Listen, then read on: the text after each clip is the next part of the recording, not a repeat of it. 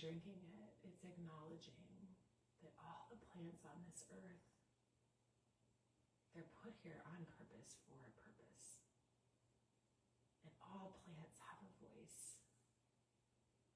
They just often talk in a whisper and we can't hear them. Or we're not paying attention to them because our life is so full that we aren't, our lives are so full and so loud. If we're not stopping and pausing and taking the time to hear it, to be focused with it, to stop and like have our cup of tea and talk to our herb and talk to God and ask God to make this herb do what this herb can do for us.